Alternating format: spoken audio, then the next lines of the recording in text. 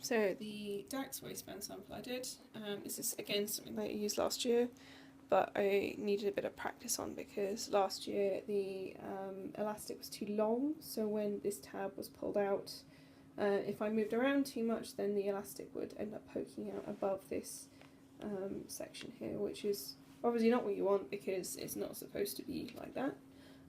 So for this one I made sure the elastic was only about that long, so it stretches to about there at the most, so it's not going to poke out from the channel. So I still have trouble with this doing thicker fabrics, so it's very bulky around like this area, especially around the back as well.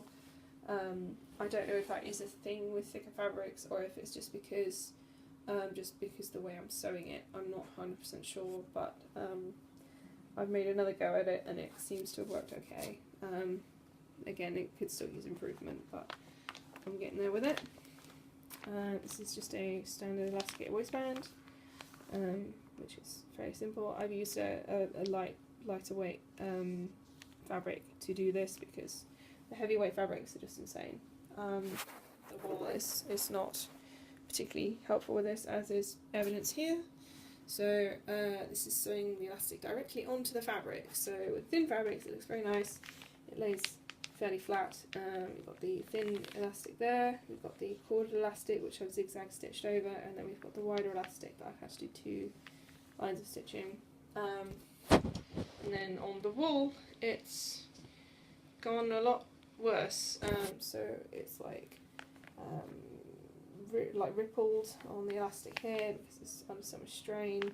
The elastic here is actually like pulled out from the stitching at the end here, just because it's too heavy, and then this is sort of warped a little bit as well, but I did those just to see.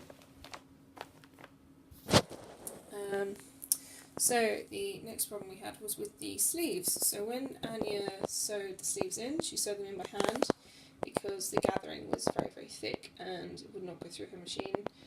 She also sewed the lining in by hand, but when it came time for Elle to try them on, as you can see here, her shoulders are pulled up. She doesn't look very happy at all to be wearing it. The armhole was a lot smaller than it should have been, and it wasn't very comfortable to wear at all. So I had a go at repairing it. So I basically just took the lining out, I took the whole sleeve out, regathered it to go further around the arm, so the gathering was more spread out, and then I sewed it back in and pushed the seam allowance towards the neck instead of out into the sleeve head.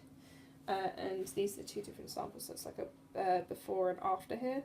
So before, you can see it's like pushing up, it's like pushing on the collar, it's not sitting how it should, and this one it's doing the gradual slope down that we wanted. It's still sort of interfering with the collar, but I had to move the seam allowance back to fix that part, but it was well on the way. We also found that shoulder pads helped at the suggestion of Lou. So the shoulder pad goes inside, obviously. It holds the seam allowance towards the neckline so it doesn't end up flapping about. It gives a bit more structure to the shoulder, and helps hold the collar up as well, especially when the heavy beading will be added, or was added. So we decided we would do that. On the inside of the sleeve, I basically, to redo it all, I took the whole sleeve apart. Not took it apart, but I took the lining off the sleeve, overlocked all the edges, trimmed the seam allowance down on the gusset completely so that it was minimum to reduce the bulk. I did also take 1 inch off each side of the sleeve, and then redid the curve of the sleeve head just to take out some of that gathering because it's very, very thick otherwise, and every little helps, I guess. I also tacked down on the inside of the sleeve the seam allowances down so that there's a little bit less bulk there. And then to sew them back onto the armhole, I had to bias bind the edges of the armhole of the jacket so that it would not just completely just shred apart when I had a 1 centimetre seam allowance on there, because it had to come back way, way fast so that it would stop interfering with the collar. So that was put on, and that seemed to do the trick. I decided to make custom shoulder pads for the jacket because I didn't want to use the ones from the studio when I didn't need to, and I've never also made shoulder pads before, so it was interesting to have a go. So I borrowed one of the ready-made shoulder pads from the studio as a sample. I had the heavyweight sewing interfacing that we were using for the beading as the base, and then I had different semicircles of wadding. I just sort of layered them up, sandwiched them all together, and then they were sewn into the shoulder as so. What I did, because the lining was sewn to the armhole binding, when I sewed the sleeve in, there wasn't any way to insert the shoulder pad underneath, just sort of like sandwich it between the wool and the lining. So what I did was I covered it in black polycotton and overlocked around the edges just to neaten it up, so it sits inside and it's been sewn to the lining as opposed to in between. But it still works well, and it can be taken out for cleaning that way, which makes it better. And that's with the sleeves properly attached, and it's much more comfortable. The armhole is not too small anymore, and it all works as it should. So this is a sample of finishing the jacket hem. So Anya finished the box pleats like this, so she put bias binding over the raw edge, and then she turned it up and she did like a nice little corner there, and this is the lining. So we couldn't line the box pleats, otherwise they'd be too bulky and they wouldn't sit right. So I decided to have a go at trying that particular technique, which worked out very well. So that's about that. This is about hat making. So this is the sample that I was going to make. So it's based on this picture here. So it's got like a little sort of like tricorny type looking thing. This is the pattern that I made for it. I did a bit of altering to make it sit right, but it took a little while. And then this is the pictures of the finished miniature hat that I made. So it's not covered. I probably should have covered it, and I would have liked to cover it, but it's not. I ran out of time basically. I didn't want to spend ages making little samples, miniature hats, because this took me all day just to make this one. I didn't want to waste time, so because we still had a schedule to keep to for the project. So that's that. And this is all the different types of materials that are possible to use for hat making. I quite enjoyed the hat making just because I've never done it before, so I'll probably end up experimenting on my own. But yeah, and this is other things you can use. So it's the horsehair braid, which apparently is used quite often, and then different types of, well, not different types of wadding, but just cotton wadding you can use to pad things out. This is the wig. So Elle obviously does not have, Elle has very short hair, very short brown hair, so it doesn't go into the styles that were needed for the time, or it doesn't match the picture of Laura Redding that we have.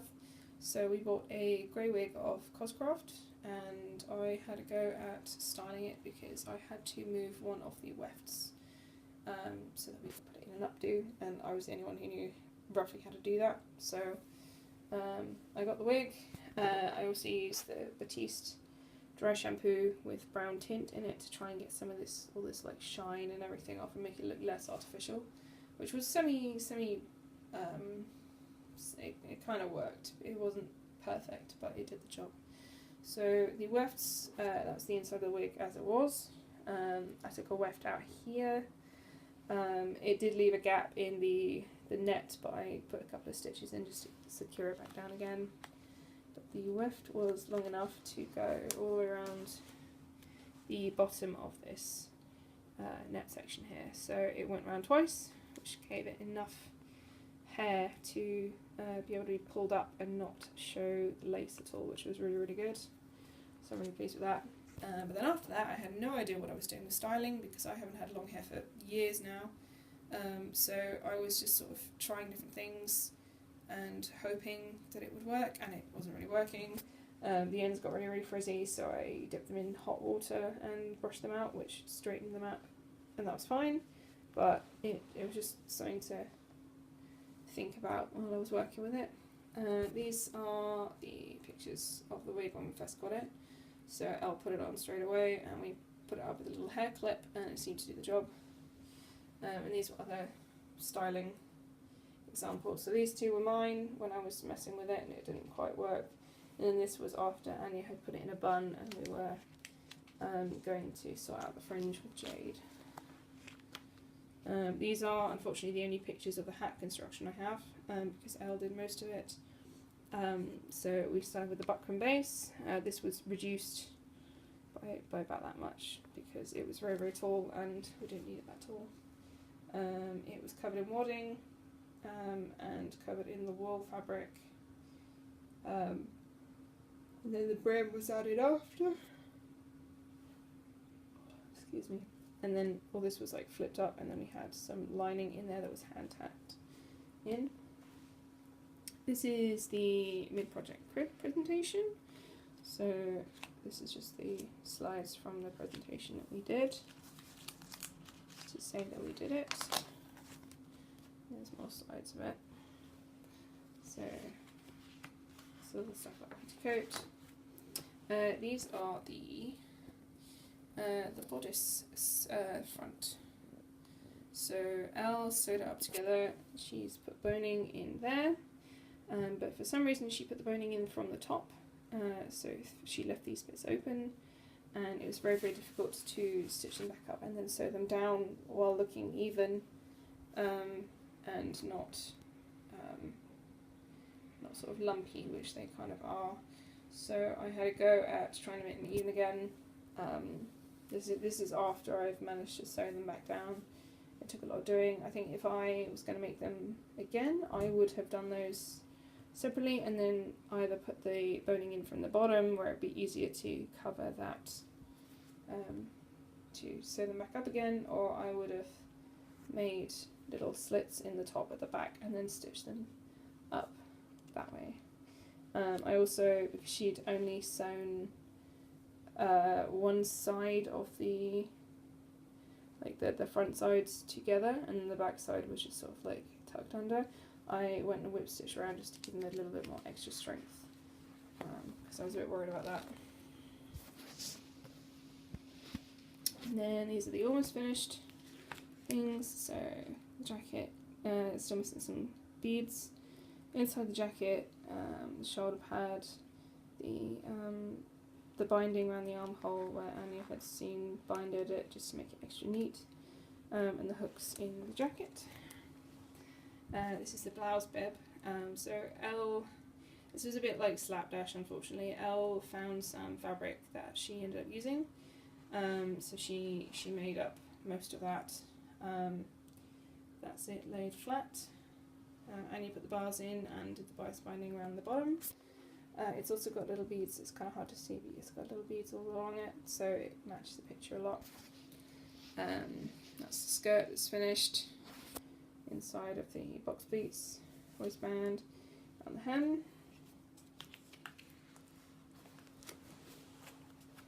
This is the finished hat. So it has lots of feathers in, which we managed to source from various places.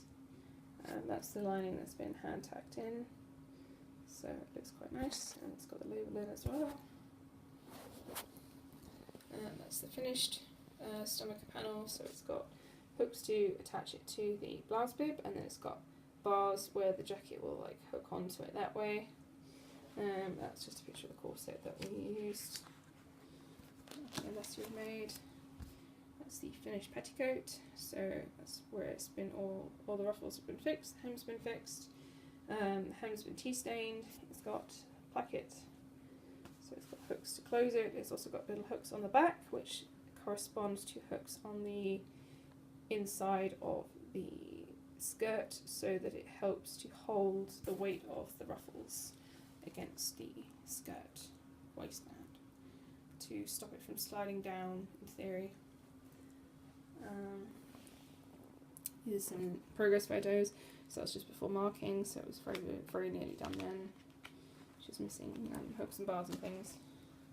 And then this is putting the finishing touches on the jacket, so marking out where the jacket and the stomacher overlap, and then putting the hooks and bars in.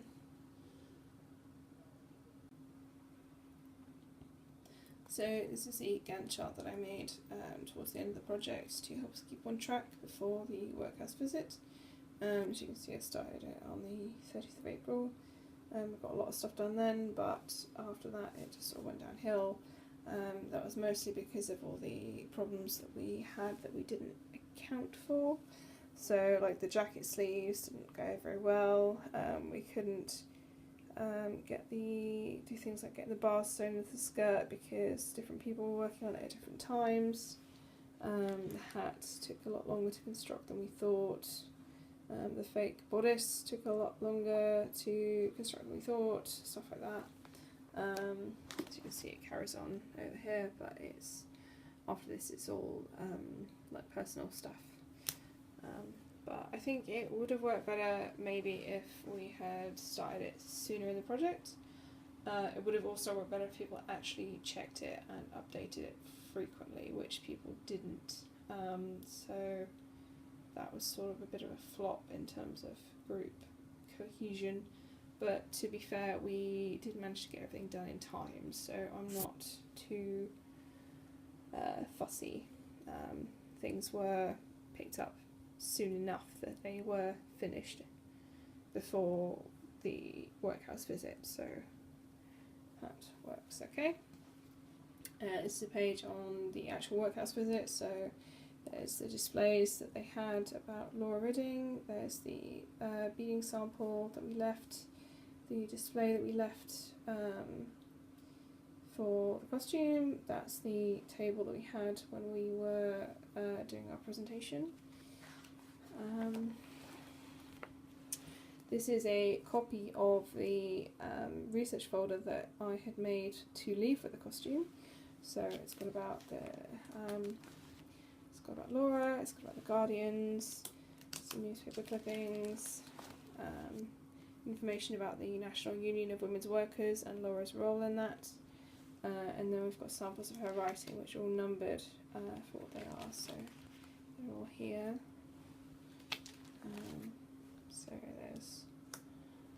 So it was kind of annoying actually because this is a better copy of this piece. This is Laura's response to Lord Curzon's 15 reasons why women shouldn't have the vote. But this is more readable than the copy we left at the workhouse, but we didn't have access to the printer at the time, so it can't be helped. This is extracts from her book that she wrote about her nephew, and then her account of married life at Winchester.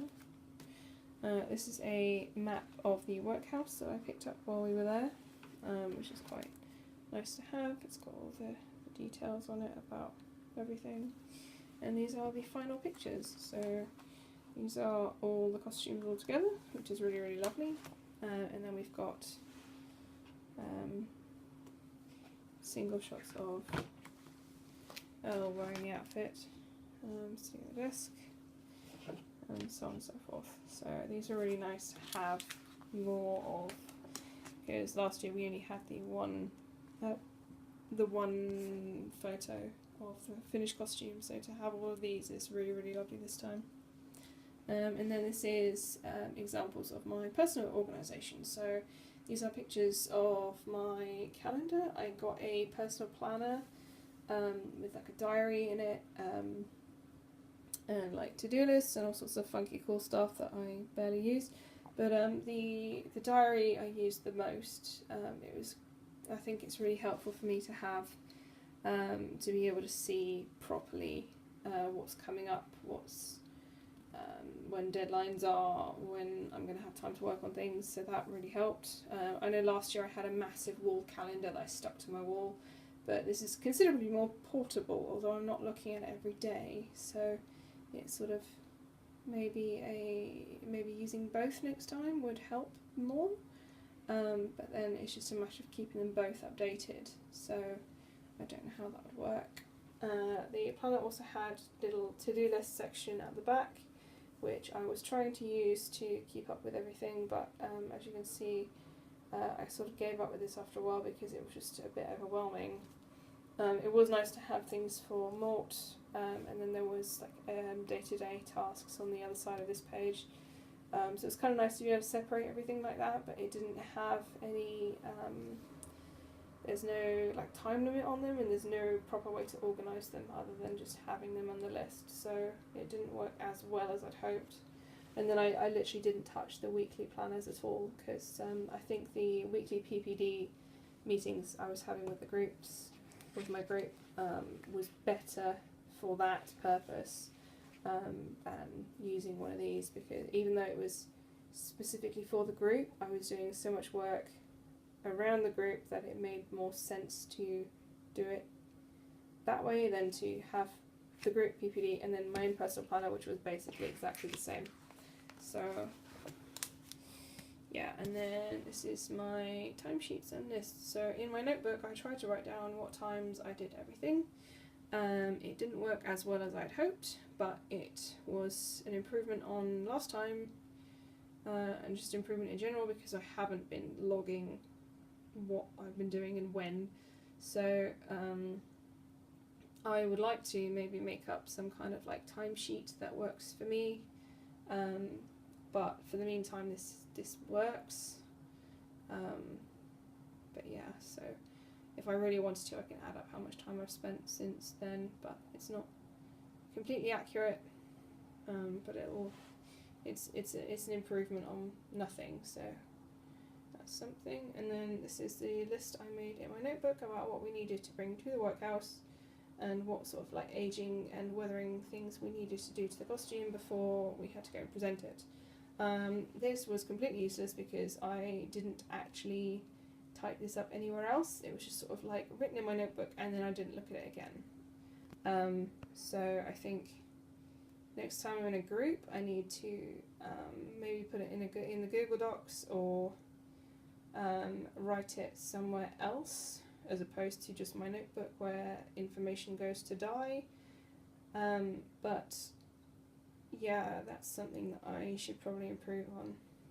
But that is the end of folder 2.